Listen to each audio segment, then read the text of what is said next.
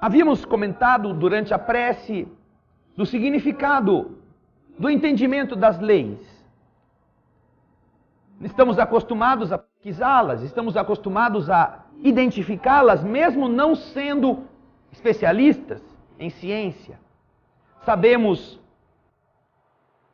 a ação da gravidade, a ação da termodinâmica, sabemos as leis do movimento que impulsionam os corpos. Sabemos, até por experiência própria, quando você está no carro sem o cinto de segurança e tem que meter o pé no freio. Mas, se existem leis tão exatas quanto estas para todos os nossos estudos na ciência, por que imaginar que em termos do desconhecido, entre aspas, em termos daquilo que é a expressão do ser, por que imaginarmos que aquilo que nós chamamos de religião e que define os valores do mundo invisível, eles não sejam regulados por leis também? Por quê? Por que achamos que aquilo que vai dizer respeito à nossa alma é levada para cá ou para lá pelo acaso, pelo casuísmo ou pelos humores de alguém poderoso? Quando é possível calcular a pressão atmosférica usando um instrumento tão pequenininho e tão simplório como é o barômetro?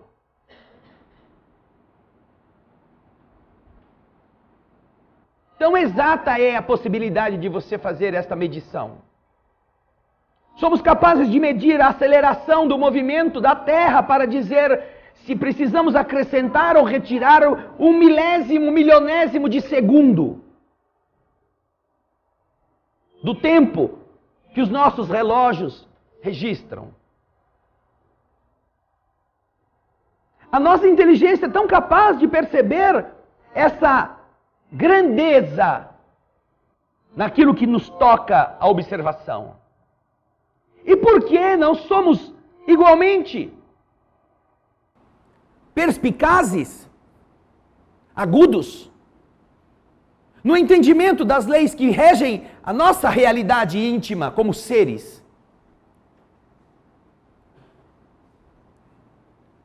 As coisas foram colocadas dessa maneira ao longo dos séculos, dos milênios. E isto significou o quê? Que a gente tinha que acreditar no paraíso, que ninguém entende e ninguém sabe para que serve. Ou no inferno, que parece ser o antro das maldades. E achamos que todo o universo se resume nisso depois da morte do corpo.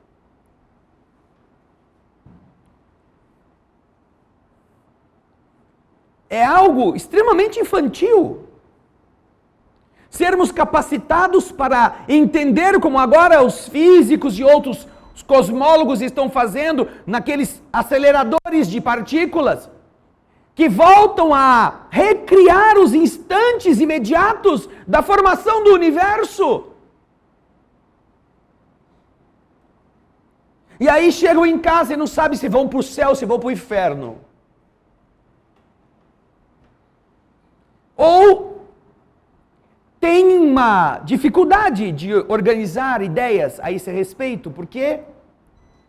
Porque, de uma certa forma, estas realidades não foram desenvolvidas como deveriam ter sido. A ciência, a própria ciência, está surpreendida com o que vem descobrindo.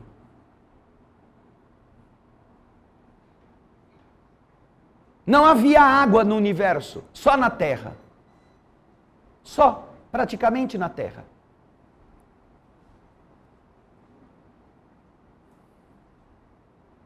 Agora estão descobrindo água em todos os lugares. Agora descobrem água em Mercúrio. E se você fizer uma comparação grosseira e colocar o Sol como se fosse a boca em chama do seu fogão, esta que você usa para esquentar a comida, Mercúrio, estaria para o Sol mais ou menos como está aquela garrinha que segura a panela para o fogo. É uma comparação grotesca, grosseira, inexata, mas é uma proximidade desta ordem, se não mais ainda. E foi encontrado água nesse corpo celeste. Agora existe água em toda parte.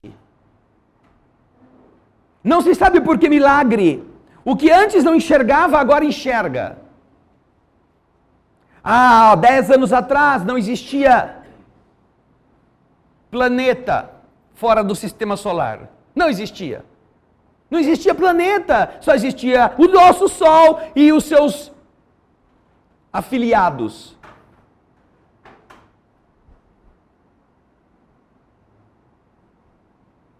Agora, não passa um dia em que não descobrem 3, 4, 5 exoplanetas. Planetas fora do sistema solar. Planetas de todos os tipos. Planetas diferentes de estrelas. Porque estrela é fácil ver. A olho nu você as detecta. Se tiver uma lunetinha ou um telescópio pobrezinho, você amplifica em muito. E se tiver então esses aparelhos maravilhosos, nossa, você descortina um universo que seus olhos não queriam enxergar. Mas planeta é uma coisa tão pequena, perto da estrela, que é muito difícil pela distância você detectar. Então o homem não conseguia enxergar e dizia que não existia. Aí lançaram alguns telescópios espaciais, algumas estações que lá longe da Terra são capazes de ter uma penetração muito maior. E agora existe planeta de todo jeito, de todo tamanho. Planeta rochoso, planeta gasoso, planeta com anel, planeta sem anel, planeta de diamante, planeta com água, de todo tipo.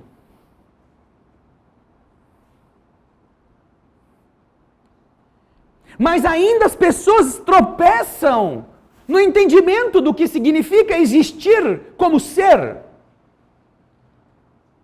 Não lhe surpreende a riqueza destas observações que vão descortinando passo a passo, dia a dia, minuto a minuto, novas fronteiras? Será que não faz pensar ao nosso raciocínio que nós, como seres inteligentes, não estamos usando da atribuição da inteligência que nos discerne dos outros animais para que tenhamos uma outra postura diante da vida? Quanto mais precisaremos padecer ou descobrir para que possa surgir em nossa inteligência o desejo de dizer para si mesma: poxa vida, devem existir leis para o espírito, que são diferentes de você ir à igreja e comungar, que são diferentes de você rezar o salmo, que são diferentes de você receber o passe magnético. Devem existir leis que não dependam de igrejas, que não sejam usadas para extorquir as pessoas, para intimidá-las pela culpa, para dizer que elas são más enquanto não contribuírem para pagar a consciência pelos erros que fizeram com o dinheiro pobre dos homens. Como se Deus fosse uma máquina caça-níqueis. Quando será que o nosso raciocínio vai abrir-se para perceber que Deus não está nem um pouco preocupado com quanto nós vamos dar para Ele? Não está preocupado se nós vamos comprar brinquedo novo para criança pobre. Porque é quase ridículo nós termos que falar isto. É quase deprimente precisarmos alertar as pessoas de algo que é tão óbvio. Sentimentos nobres governam o universo. Não a mesquinharia. Não esta maneira ególatra de nós querermos sempre mais para nós e para os nossos. Porque se nós raciocinássemos e pensássemos a respeito de como nós estamos organizando o nosso dia a dia neste planeta, nós chegaríamos a uma conclusão muito triste. Porque é o seguinte: nós somos, na raça animal, ou no reino animal, o topo, o ser mais desenvolvido no mundo físico. E sendo o ser mais desenvolvido, estando num planeta como o nosso, o que nós estamos fazendo neste mundo? É preciso que existam outros mundos. É preciso que existam outras humanidades. Porque se não for assim, isso é um imperativo lógico. Deus é um incompetente que não foi capaz de criar seres que fossem minimamente melhores do que nós temos sido. E resumir toda a vida do universo, aquilo que nós estamos fazendo aqui, como seres terrenos, e aqui não me refiro a vocês, estamos falando como uma raça humana terrena, terráquea, se preferirem. O que nós estamos fazendo aqui?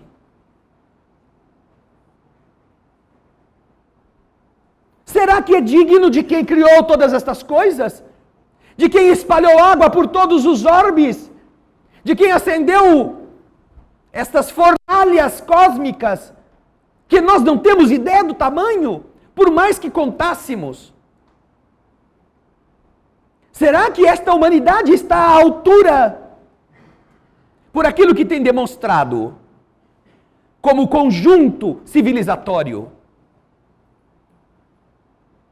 De pensar, não, Deus existe, Deus é o Senhor, Deus é soberano, veja que humanidade maravilhosa Ele criou. Mais fácil a gente dizer, quando é que é a próxima eleição para a gente tirar esse cara daí? Vamos impeachmentá-lo? Vamos lá montar uma comissãozinha para tirar o cara, porque ele é incompetente. Esta sim seria uma conclusão se nós, o raciocínio, uma vez funcionando, não colocasse esta humanidade como uma pequenina fração. E olhando todas as belezas que existem, nós tivéssemos a certeza de dizer que Deus faz coisa melhor, muito melhor. Se observarmos os 8 planetas assim considerados no nosso sistema, cada um tem uma beleza própria. Cada um é diferente do outro.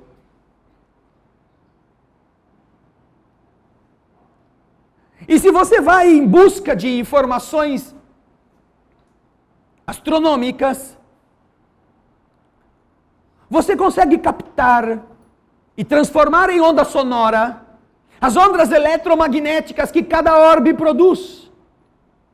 E cada um tem um som diferente. Não é que ele gema, ele ranja e a gente escuta. Não. Cada grupo de elementos reunidos nestes orbes emitem ondas eletromagnéticas. E aqui, nesse cisco que flutua, nós fomos capazes de criar aparelhos que são capazes também de recolher estas ondas e ouvi-las. Ouvi-las. E então decodificar isso em um áudio. E aquela onda daquele planeta soa desta forma.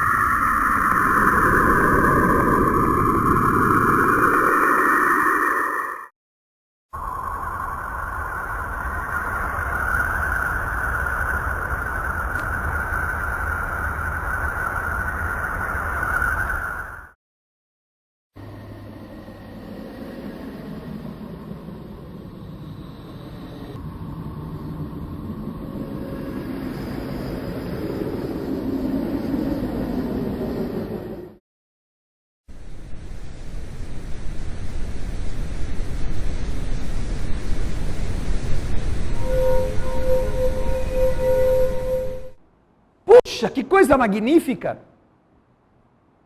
Usando estas leis, os astrônomos da Terra são capazes de ler qual a idade de uma estrela que está a centenas de anos-luz daqui. Qual é a cor do seu brilho? Recolha a luz, decodifique a luz e observe quais são as faixas luminosas maiores ou menores. Você verá quais são os elementos químicos que estão sendo queimados naquela fornalha. Porque cada elemento químico produz uma coloração própria quando é queimado. E isso todo mundo vai ver agora no Revlon. Sabe o Revlon? Revlon. O Revlon. Todo mundo vai... Muito dinheiro no bolso. Aí vem aqueles fogos, né, maravilhosos. Cada um de uma cor.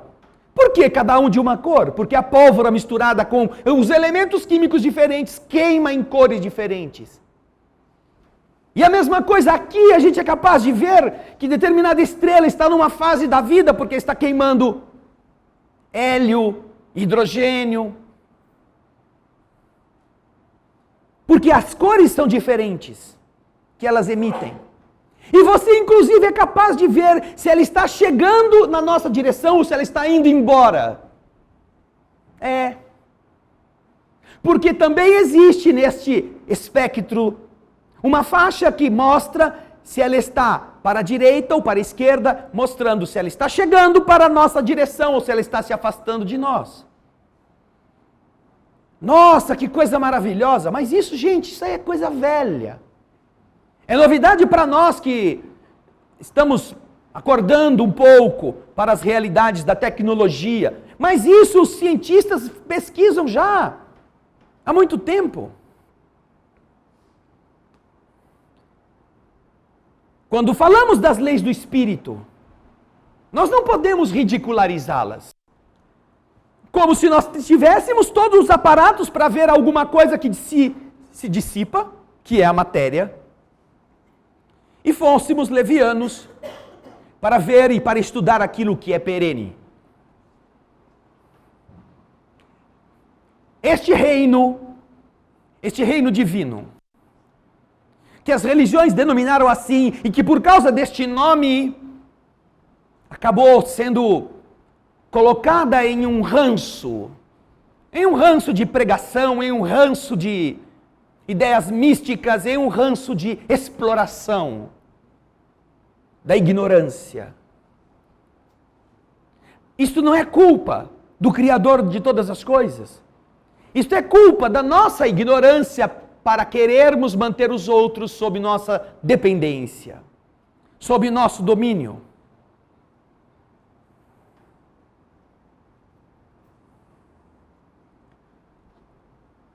Este reino do Senhor, esse reino de Deus, este nome Deus, que para alguns arrepia porque são tão inteligentes que não precisam de ninguém mais, até a hora que o câncer começa a corroê-lo.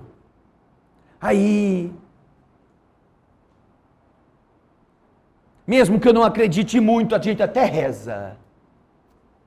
Estas realidades do Espírito, que poderíamos chamar de reino de Deus, para todos os filhos,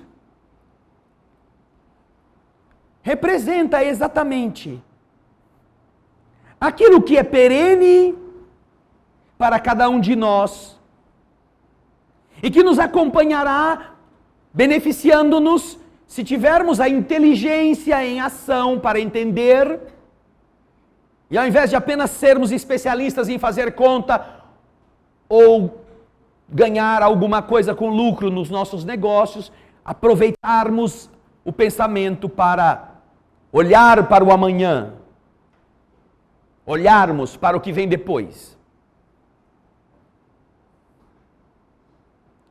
Existe uma indagação que não há quem não vá fazê-la. O que vai ser de mim?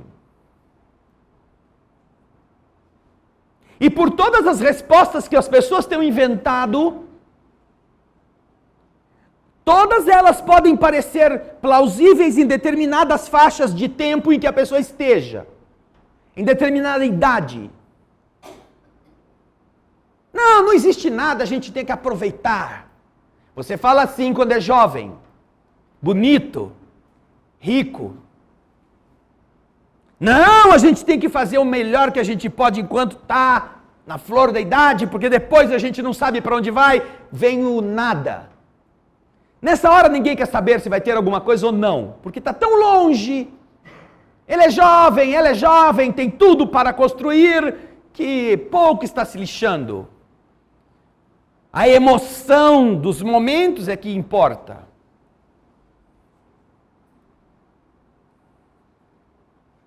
Aí vem os filhos, aí a pessoa vai ficando um pouco mais madura, começa a dar cabeçada, começa a sofrer, a beleza vai se despedindo. E então a pessoa é colocada numa segunda etapa ou numa outra etapa. Que é, tem que ter como que a gente vai explicar essas coisas para os nossos filhos? Eu quero que ele seja uma boa pessoa. Como é que você quer que seu filho seja uma boa pessoa, que seja uma pessoa que tenha um futuro? Você vai investir no futuro do seu filho, você vai trabalhar feito um camelo para que ele estude numa boa escola, se isso não importa. Esse era o seu argumento da fase anterior. Melhor a gente desfrutar agora. Fale isso para o seu filho. Pai, eu não quero estudar não, eu quero uma bola. Porque a gente tem que aproveitar a vida enquanto a gente está aqui. Depois não importa, não vai ter nada mesmo. Por que você está querendo que eu vá para a escola? Por que o senhor está querendo que eu aprenda, que eu seja um trabalhador, que eu tenha uma profissão? Se isso é inútil. Não, meu filho! Não, é porque a gente tem que promover esse negócio, a gente tem que aprender coisas para ser inteligente, para a gente poder ganhar dinheiro, para quê? Para quê? Precisa ter alguma coisa. Precisa. Mesmo que você saiba que não vai levar o seu dinheiro. Mas não há sentido você viver para nada.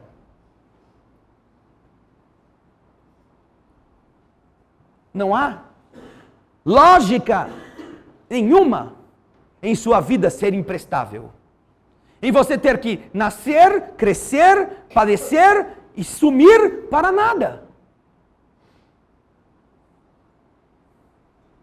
O que vai precisar? A ciência precisou de um telescópio Kepler para fazer uma descoberta a cada minuto que existe um novo planeta. O que vai precisar para a gente entender que este nada que os materialistas pregam é exatamente a ausência do telescópio. Não existe planeta, só existe a Terra.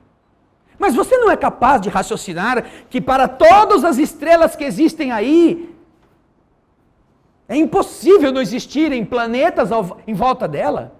Se você observar só o sistema de Júpiter, ele é um mini sistema solar. Tem mais corpos orbitando Júpiter do que corpos orbitando o Sol de forma grande, corpos grandes como Terra, Mercúrio, Vênus, como planetas. Observando Júpiter, você vê o modelo, depois observa o Sol e vê o mesmo modelo.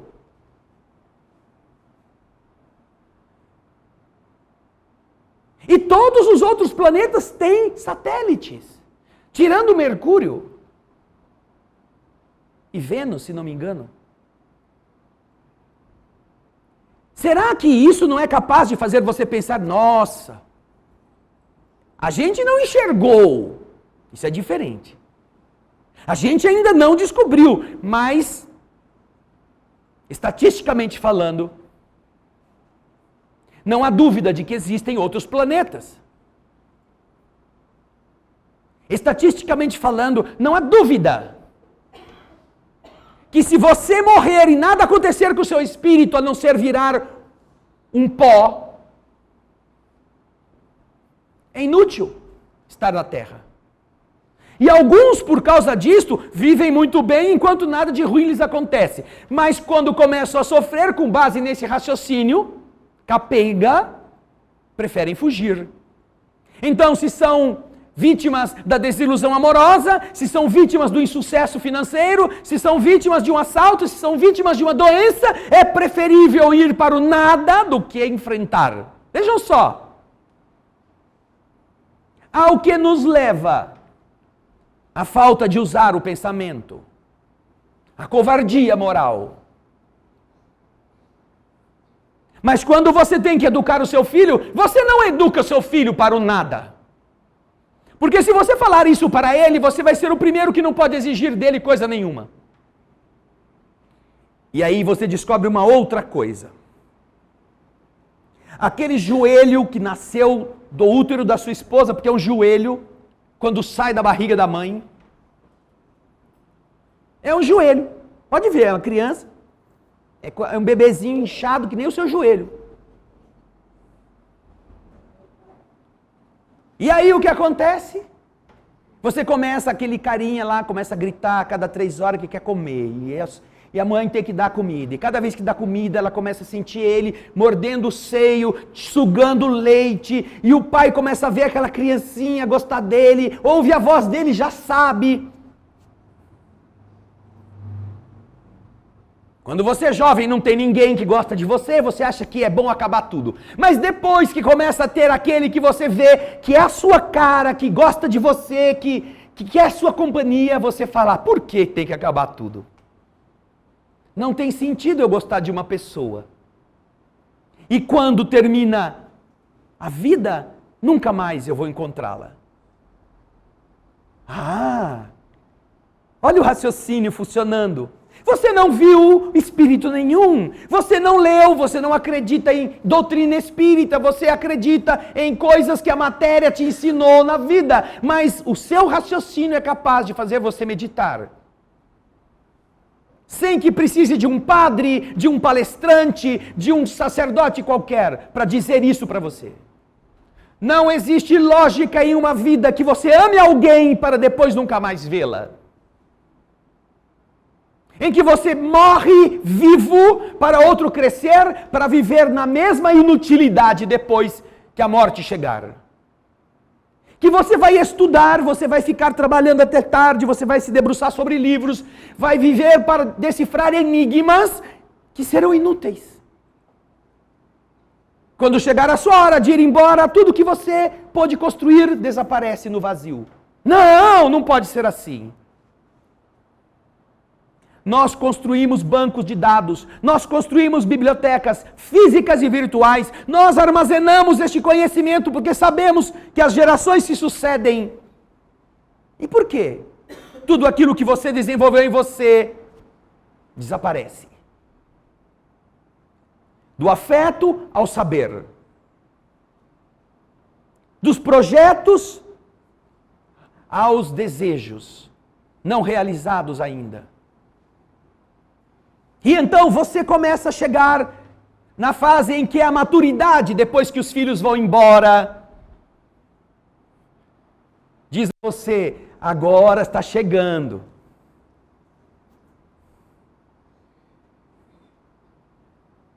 Começa a ver o cabelo ir embora. Sabe os cabelos? Da cabeça.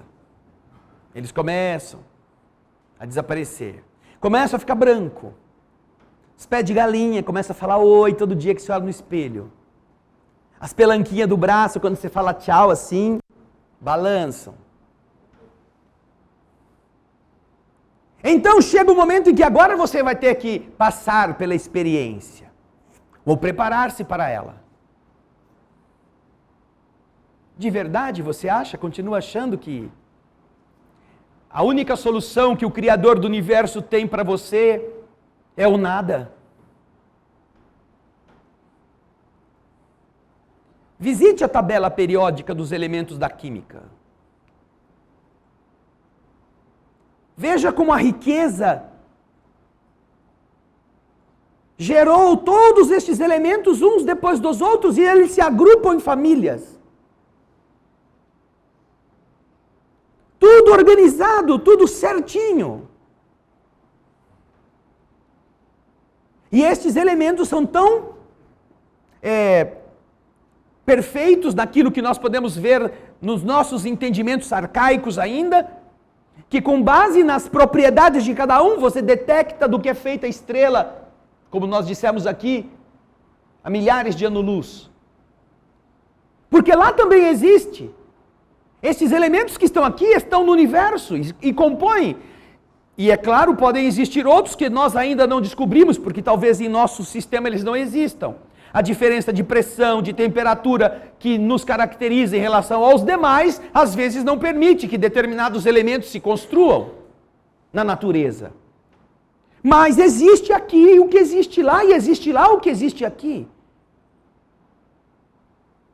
Mas quando você chega na hora de decisão do que vai ser do seu ser, você tem um monte de gente que você ama e que já foi. Você carrega lembranças do afeto dos queridos que partiram. Você sonha com eles. Como você pode sonhar com o nada? Como é que durante o seu sonho, o nada que tem a cara do seu pai, a cara da sua mãe, a cara do seu filho, visita você e fala, papai, mamãe, meu filho. Que saudade eu tinha de você. E você acorda chorando. Que idiota você é de ficar dando importância para esses sonhos que você teve com o nada. O nada, o vazio, disfarçado de gente que você gosta. Será?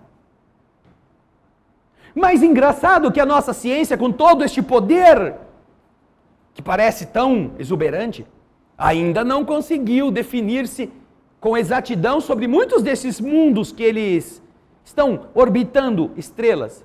Planetas passaram a ser descobertos não porque foram fotografados, não porque foram vistos, não porque alguém foi lá, Hollywood foi lá e filmou o planeta. Mas começaram a ser detectados de maneira indireta. Por quê? Porque a presença daquele corpo orbitando aquela estrela diminuía a intensidade da luz que eles captavam quando o corpo passava entre a estrela e o foco daquele observatório espacial. Então, havia uma pequena diminuição da luminosidade, que tinha um ritmo, que tinha uma constância. E isso só poderia ser explicado se existisse algum corpo que de vez em quando passasse na frente da lâmpada e diminuísse o seu grau de intensidade. Nossa, eu não vi o planeta, mas tem alguma coisa lá. Tem. É assim que a ciência avança.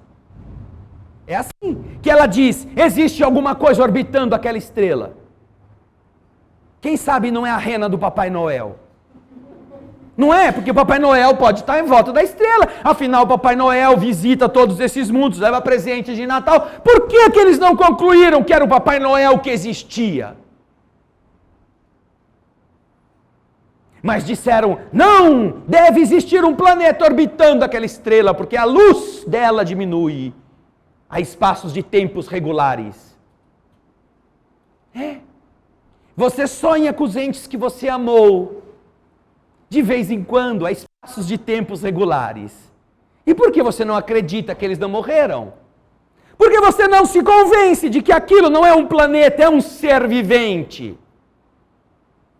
Seu raciocínio não pode chegar a tanto?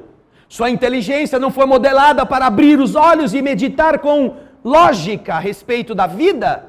Você prefere que o máximo que Deus é capaz de fazer é abrir um buraco cheio de lava e meter você lá dentro para sempre?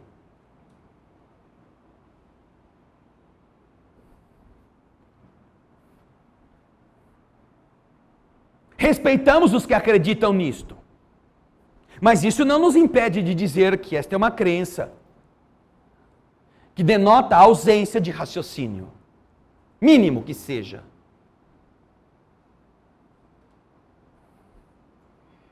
E se a maioria das pessoas ainda acredita no capeta, por que ainda existe tanto mal no mundo? Outra coisa é ilógica. Nós somos uma sociedade que se diz cristã no Ocidente, que tem nobres princípios no Oriente, tão elevados quanto os do Cristo, porque todos estão lastreados nos mesmos princípios cósmicos. E como é que nós encontramos em todos estes lados o que nós estamos vendo? Todo mundo homenageia Jesus, fala de Deus, odeia o Satanás.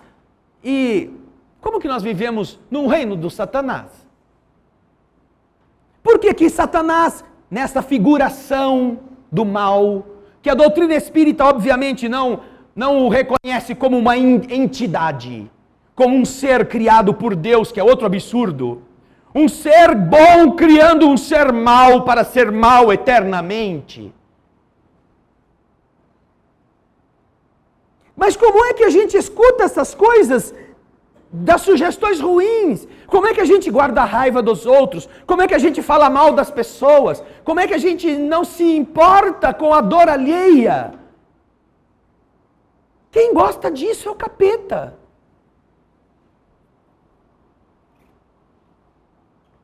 Mas como é possível que a gente fala de Jesus e cultive e acompanha o outro bicho ruim?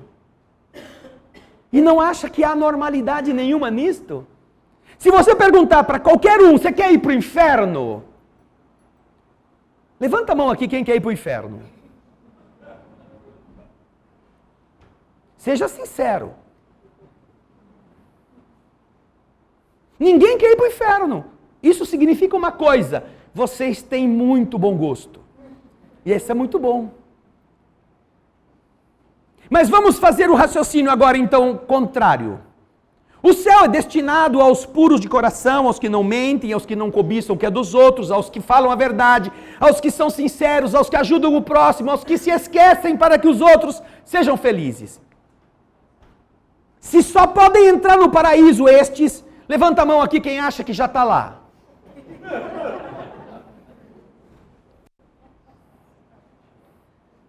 E se você sabe que não está lá, só resta outra opção. Aquela que você disse que não quer. Ou não? Ah não, resta ainda o purgatório. Olha, já despejaram o povo do limbo. Há uns anos atrás, o Papa Bento XVI fechou o limbo, não sei onde ele pôs os caras que estavam lá. E agora eles estão projetando exatamente despejar todo mundo do purgatório, que está ficando muito caro manter esse povo no purgatório. Sabe por quê? Porque a própria Igreja Católica já disse, por João Paulo II e por Francisco e pelos outros, que céu e o inferno não são lugares físicos. São estados de consciência. Então por que ficar mantendo, teologicamente falando, um lugar físico? Lá está o capeta, lá está os demônios ajudando ele, mexendo o doce, que queima com cheiro de enxofre. Para quê? Se isso não existe, se isso é apenas uma figura que a própria igreja está tentando aos pouquinhos começar a colocar na cabeça dos seus seguidores, é uma figura para fazer as pessoas entenderem que elas carregam em si o seu céu ou o seu inferno. É algo lógico para a compreensão. E lógico é você imaginar que tem lá um lugar onde um ser maligno está esperando vítimas e fica catando gente na superfície. Mas vocês não querem ir para lá se fosse existente. Mas também ninguém sabe, ninguém assume que já está no paraíso. Então, qual é a resolução mais lógica?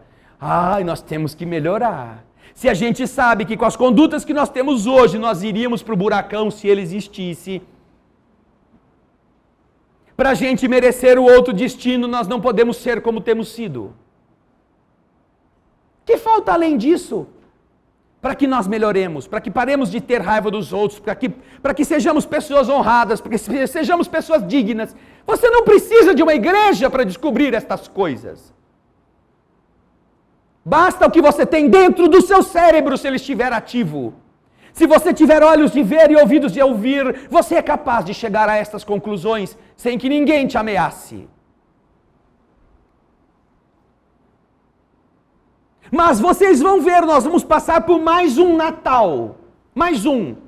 Cada um que tem uma idade X aqui já pode contar quantos natais passou. Com consciência, você desconta aqueles 10, 12 primeiros que você era criança, ainda você ficava esperando aquelas coisas maravilhosas. Depois você começa a viver já com mais lucidez, e dali para frente você conta 40 natais, 50 natais. Depende da sua idade. E eu não vou pedir aqui para me falarem qual é o que está com mais Natal nas costas. Pergunte a você mesmo, qual foi o Natal que você viu as coisas de uma forma diferente? Que você viveu com outro significado? A gente torna uma rotina tão constante fazer a mesma coisa, que se um dia você passa na frente de uma casa e sente um cheiro de pernil, você já pensa, será que é Natal? Porque esse cheiro eu sinto sempre quando é no Natal. Desde a casa da avó, leitoa, noz cozida, castanha. E estas coisas vão se repetir. E nós vamos fazer tudo igual de novo. E vamos achar que é normal. Achar que é isso mesmo. Vamos olhar então para a nossa volta e vamos pensar, puxa vida, nós estamos há 60 anos comemorando o Natal. E nesses 60 anos o mundo piorou tanto, em termos de sociedade. Será que neste Natal não seria diferente se eu fizesse dessa oportunidade um momento de reconciliação? Que eu fosse falar com o meu parente que vai estar lá na noite, que eu gostaria que ele fosse feliz. Se eu fosse dizer a ele que ele me desculpasse por uma ofensa que eu fiz num dia do jogo do time dele com o meu e a gente se pegou e depois nunca mais se conversou. Será que não seria um Natal diferente que tem a ver com o significado da vinda deste ser luminoso para nos mostrar como um telescópio de Deus que existe um outro universo além do nosso bolso, além dessas luzinhas que a gente enfeita as nossas casas? Existe um outro universo onde você vai estar existindo, queira ou não queira, acredite ou não, tenha ou não se preparado para ele. E que nada mais sábio, depois que você descobre que existe esse universo, graças a este potente telescópio que se chama Jesus de Nazaré, você viver de outro jeito. Este pode ser um novo Natal. Este pode ser uma outra chance que você está tendo de fazer ter valido a pena Jesus ter vindo.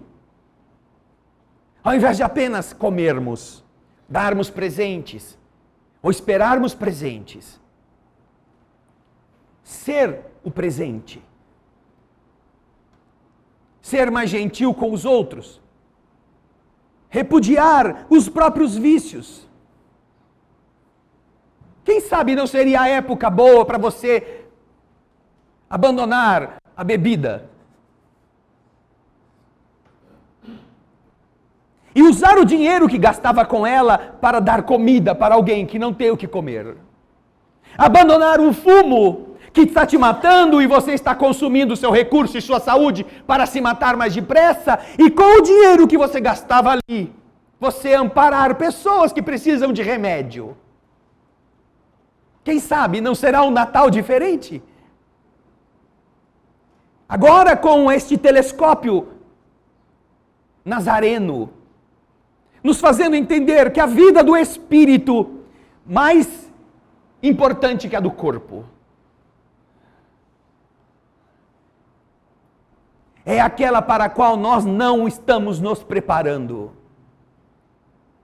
É aquela para a qual nós estamos relevando ou relegando a plano muito secundário, achando que viver é isto.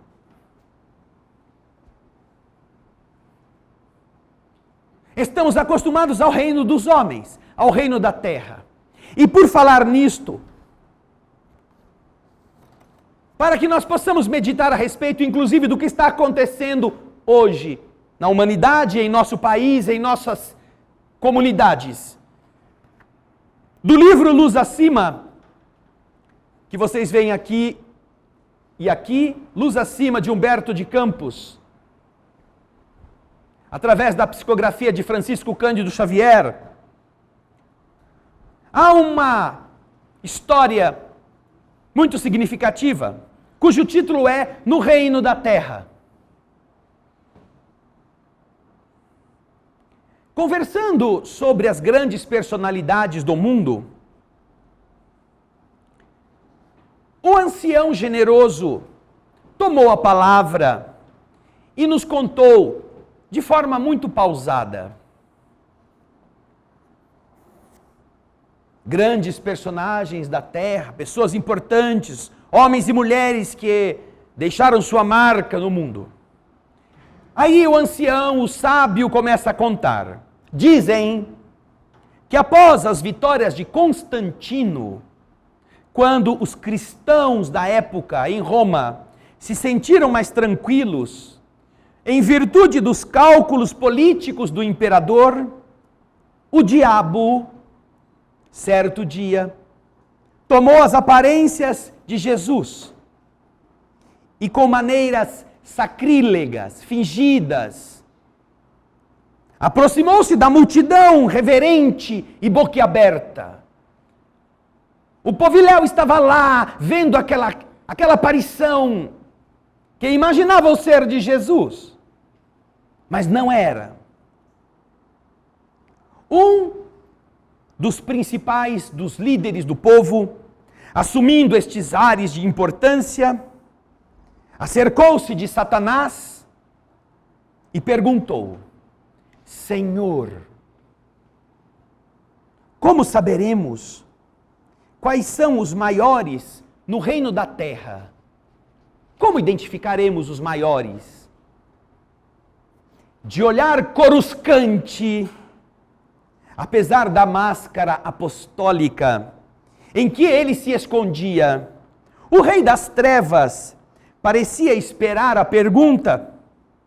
Lançou um gesto, como se estivesse abençoando todos os que estavam à sua volta, de maneira untuosa, e respondeu: Em verdade vos digo, que os maiores no reino da carne serão aqueles que souberem usar a mentira com as mais belas cores. Conquistarão a glória das alturas Todos aqueles que conseguirem o grande prêmio das atitudes escorregadias e despistadoras.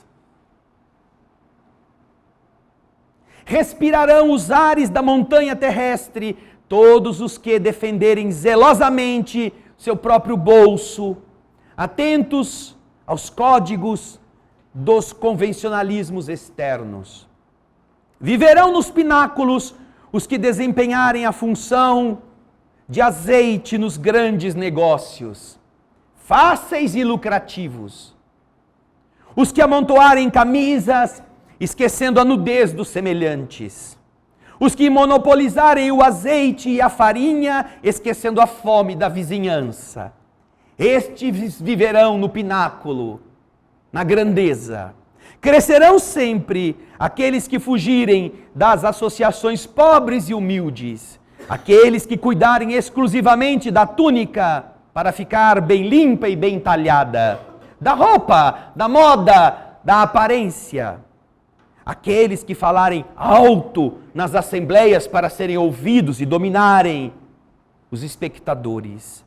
Subirão em destaque aqueles que exercerem a tirania, fazendo valer caprichos pessoais acima do direito dos outros. Os que nunca passaram pela dependência e se apegam à liberdade de tudo fazerem sem consultar a ninguém. Os maus e os perversos que apresentarem suas obras com a decência do mundo. Escalarão eminências prodigiosas. Quantos avançarem sem escrúpulos de qualquer natureza, de modo a se mostrarem no topo da escada dos interesses imediatos.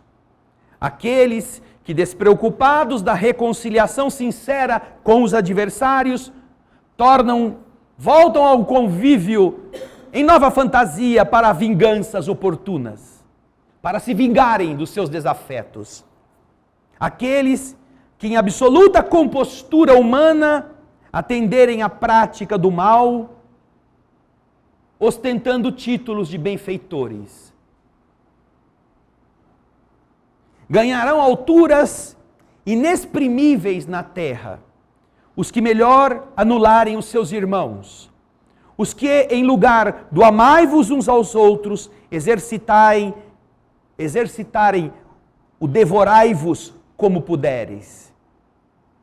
Os que, ao invés de orai e vigiai, aceitarem o lema, defendei-vos de qualquer modo, sem reparar os meios, sem se importarem como.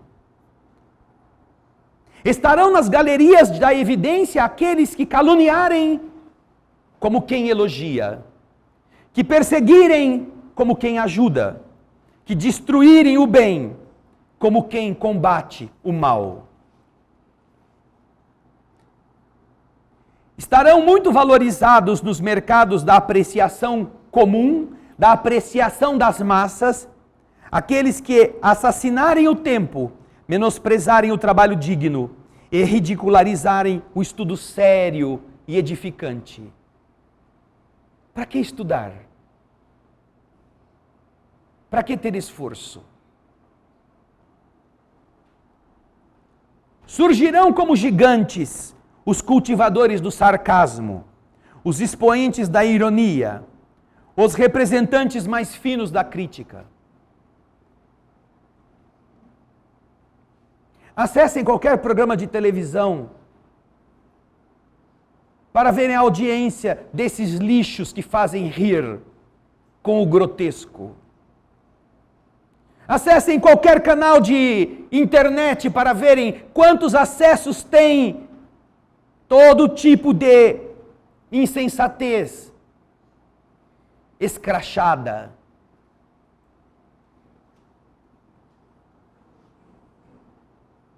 Viverão assinalados em relevo, em importância. Os clientes da extravagância, os fregueses dos direitos sem obrigações e os promotores das longas e venenosas palestras que compliquem a vida dos outros. Burocracias, exigências, complicadores, atingirão invejáveis cumes aqueles que melhor confundirem a quem os ouça, os afoitos em possuir e os inteligentes na preservação das vantagens transitórias que lhes são próprias. Em verdade, vos foi dito que enquanto não vos fizerdes simples como as crianças, não estareis aptos à maioridade no reino dos céus. Agora, porém, vos digo que enquanto não vos fizerdes maduros na habilidade mundana, de modo algum possuireis o reino da terra. Calou-se o velhinho bom sob o espanto que nos tomara de assalto. Em seguida, longo silêncio. Colocou para trás os cabelos brancos, levantou-se firme, apoiando-se no cajado e exclamou para nós, antes de prosseguir o seu caminho. Dizem igualmente que até hoje, muitos séculos decorridos sobre os ensinamentos de Jesus, raríssimas pessoas aparecem pleiteando posição no reinado celestial. Ninguém quer o reinado de Deus, mas milhões de criaturas disputam ferozmente todos os dias os melhores recursos para alcançarem a culminância terrestre, segundo as definições de Satanás na história. Em cada frase que nós lemos aqui, você encontra atitudes em todas as áreas da nossa vida, comuns todos os dias. Televisão dizendo a você como você deve ser, astuto, esperto, ganancioso. Novelas fazendo você sentir a sua idiotice por ser bom ou por ser honrado. Governantes que dizem defender o povo, preocupados em acabar com ele.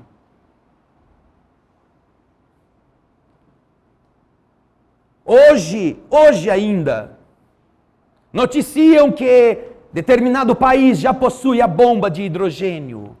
Ontem outro governante ameaça acabar com o absurdo daquela guerra no Oriente usando possivelmente uma bomba nuclear. Outros financiam dizendo que financiam estas coisas horrorosas que estamos assistindo. Bancando-se de democratas. Derrubam nações e governantes que lá foram colocados por eles mesmos décadas antes.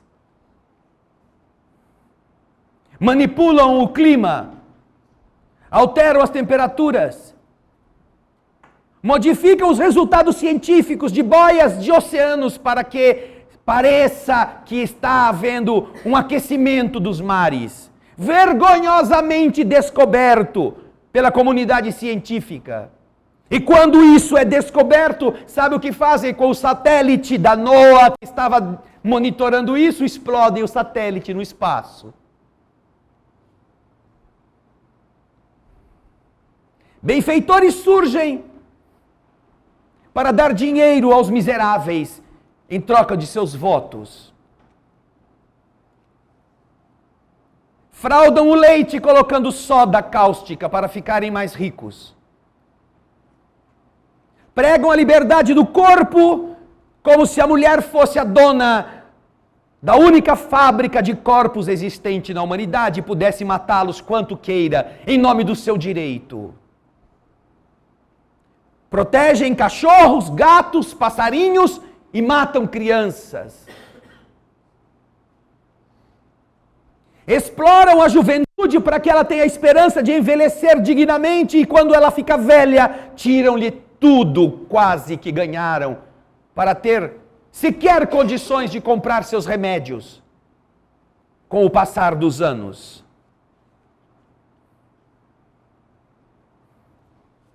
E aí criam um circo para que a gente se divirta. E cada vez mais ridicularizam a fé, ridicularizam a família. chamam de quadrados e por outros nomes mais modernos. Os que defendem valores, denigrem o estudo,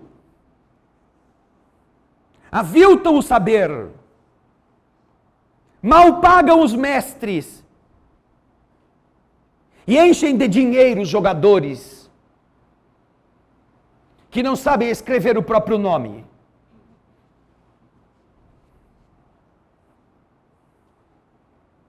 Que reino será que é este? Não foi aquele que Jesus nos avisou que seria bom, porque este é o tema do Evangelho da noite. O tema é para o raciocínio de quem quiser pensar. Se quiser comparar com o que nós estamos vendo no que foi escrito por Humberto de Campos e que os homens estão fazendo hoje. O tema que Jesus nos avisa é este: não ajunteis tesouros na terra, onde a ferrugem e os vermes os corroem, onde os ladrões os desenterram e roubam. Mas formai tesouros no céu, onde nem a ferrugem nem os vermes os corroem, porque onde está o vosso tesouro, aí está o vosso coração. Lógica pura, na poesia de quem sabe ensinar. Por isso eu vos digo, não vos inquieteis por saber onde achareis o que comer para o sustento da vossa vida, nem de onde tirareis roupa para cobrir o vosso corpo. A vida não é mais do que o alimento e o corpo não é mais do que a roupa. Observai os pássaros do céu. Eles não semeiam, não colhem, eles não amontoam. Mas vosso Pai Celestial os alimenta. Não sois mais do que eles? E quem é que dentre vós, aquele que pode com todos os seus cuidados aumentar a própria estatura em 1 centímetro? Porque também vos inquietais pela roupa? Observai como crescem os lírios dos campos. Eles não trabalham e não fiam, e entretanto eu vos declaro que Salomão mesmo em toda a sua glória jamais se vestiu como um deles. Se pois Deus tem o cuidado de vestir desta maneira a erva do campo que hoje existe e que amanhã é colhida e jogada no fogo, de tão imprestável que é, quanto mais cuidado terá em vos vestir, ó homens de pouca fé. Não vos inquieteis dizendo, que comeremos, ou que beberemos, ou de que nos vestiremos? Como fazem os pagãos que procuram todas estas coisas? Porque vosso Pai sabe que vocês precisam delas. Ele sabe. Quando você tem um filho pequeno, seu filho não sabe se você comprou o bife, se comprou o ovo, se comprou a fruta. Ele se senta na hora e come, porque você já pensou nele. Ele não sabe nem como você conseguiu aquilo. Procurai, pois, primeiramente, o reino de Deus e a sua justiça. A justiça de Deus. Esta que deve ser muito mais exata que a justiça dos homens, que se verga ao peso de malas de dinheiro, que se verga às pressões de governos e de políticos, que se verga aos favores de todos os tipos. A justiça divina, muito mais exata, muito mais perfeita. E todas as outras coisas vos serão dadas por acréscimo. Por isso, não estejais inquietos pelo dia de amanhã, porque o dia de amanhã cuidará de si mesmo. A cada dia basta o seu mal. Não quero dizer com isto que Jesus está autorizando que você não trabalhe, que você não tenha cuidados mínimos consigo e com os seus. Não, mas está dizendo, abra o seu guarda-roupa e veja se você tem condição de ficar nu. Quando precisa de apenas uma peça para cada parte do seu corpo, abra suas gavetas e veja quantas você tem. Ai, mas está uma crise danada, os preços subiram tanto e você sobe na balança e só engorda.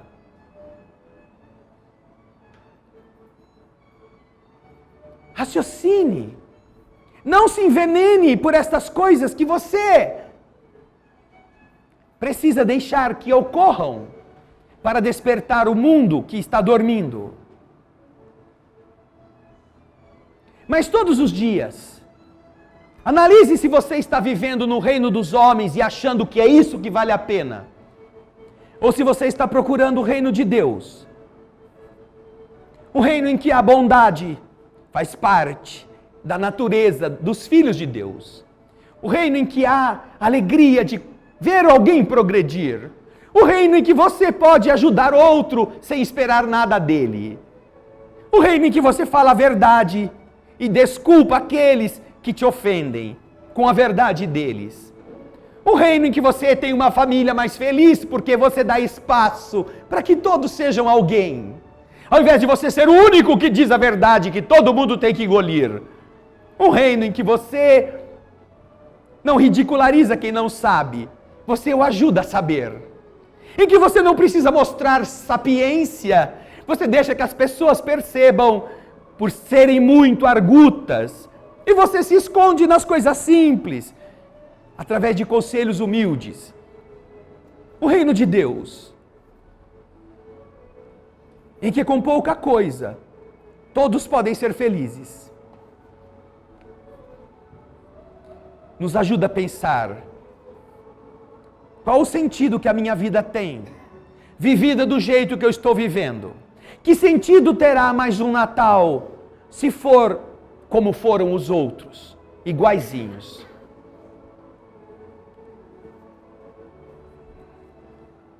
Cada um é capaz de pensar por si mesmo.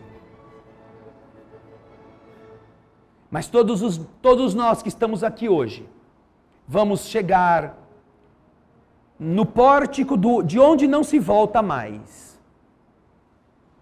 E começaremos a vislumbrar aquilo que até então a gente achava que não existia ou que era tolice de religião. Esqueceremos aqueles que foram antes de nós e que vieram nos inspirar, como pais, como seres queridos, que a gente aproveitasse a hora que estávamos na terra. E quando chegar nessa hora, quereremos que eles nos recolham. Mas aí é tarde. Aqueles que pensam que só o nada existe vão encontrar o nada para a sua tragédia. Mas os que fazem o mal encontrarão o mal que fizeram. Por isso que não há outro objetivo dos Espíritos a não ser que a gente raciocine e entenda que é você quem constrói o seu futuro. É você que está em casa, que está assistindo o Evangelho desta noite, que é o responsável por edificar um amanhã menos doloroso para você mesmo e para aqueles com quem você se relacione. Você é filho de quem construiu as estrelas. Acredite nisto. Quer prova maior da bondade de Deus do que esta? Você existe. Quando entrarem na sala de passe, não fiquem esperando que caia do céu aquilo que você pode produzir. E quando você começar a produzir, sinta que você está como uma engrenagem descobrindo o seu sentido na máquina celeste, para que ela funcione melhor. E um dia, certamente, escrevam isto, escrevam num papelzinho e guardem bem guardado. Um dia, em algum lugar do universo, uma grande parte da humanidade que habitar aquele orbe vai estar comemorando o Natal que foi o seu nascimento. Quando você, como Jesus, nasceu lá para ser exemplo de como eles poderão ser também. Cada um de vocês vai ser um Jesus amanhã. E eu vou ficar muito feliz de ter falado para vocês. Porque certamente haverão de ser Jesuses antes que eu seja. Mas se lembrarão de mim, aonde eu estiver.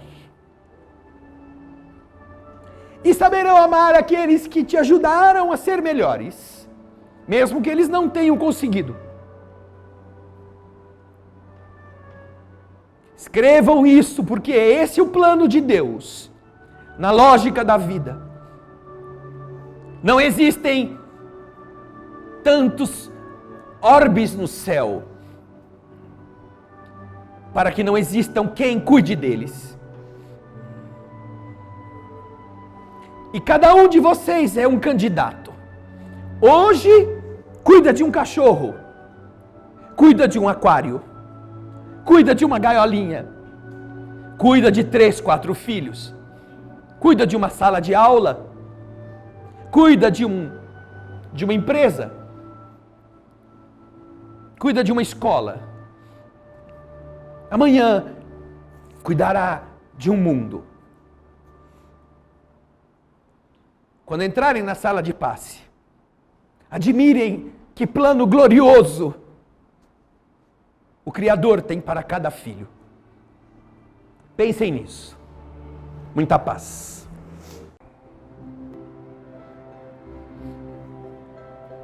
Nós te agradecemos, Senhor, pela alegria de aqui reunirmos-nos mais uma vez, a fim de que nossa mente possa sentir o teu envolvimento, para que nosso espírito eleve-se através do entendimento racional, não através do misticismo, da dor, do medo, da ameaça, mas pelo entendimento do funcionamento do universo, não somente pelas leis da ciência que organizam-se para demonstrar-lhe os mecanismos,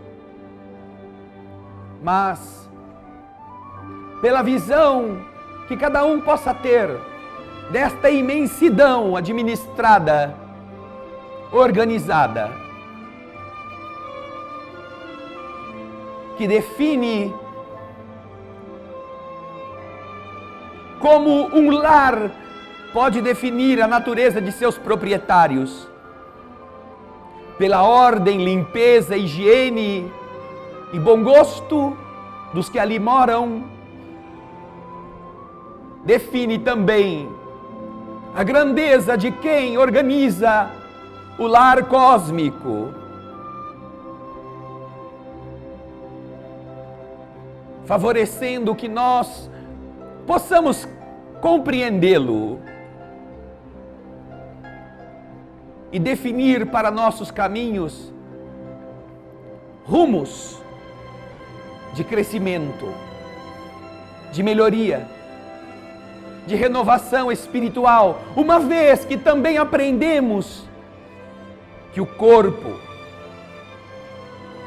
como roupa, tem o mesmo destino das velhas roupas que nos serviram por algum tempo, sem interferirem na identidade e da personalidade. Podem ser destruídas, substituídas por outras, enquanto o indivíduo continua a ser o mesmo. Assim, querido Mestre, no encontro desta noite em que teu Evangelho nos ajudará a compreender estes mecanismos. Inspira cada um, a fim de que em seus pensamentos estas leis esculpam as engrenagens que fazem funcionar a vontade, que mobilizem as ações, que levantem o ânimo, que construam